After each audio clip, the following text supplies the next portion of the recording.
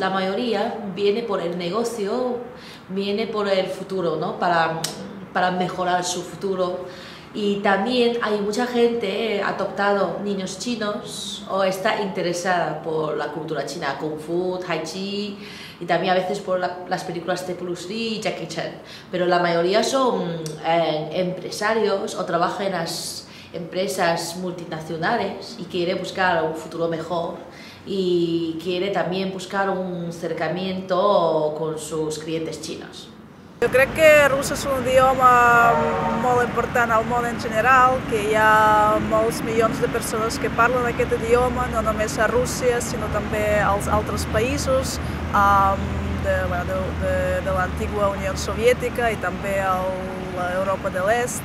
A més, com que rus és un idioma eslau, també després és fàcil entendre altres idiomes com polac, o txec, o ucranià, etc.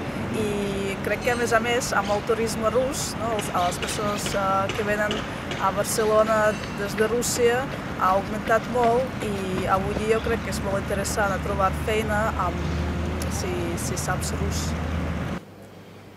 Hi ha molts motius. Alguns són perquè han viatjat un país àrab, altres per feina, altres per cultura, interès per cultura, o perquè han llegit alguna novel·la. No hi ha un tipus molt concret. Bueno, majoritàriament és per interès cultural, per el Japó, per la cultura japonesa, cuina, tot majoritàriament és cultural.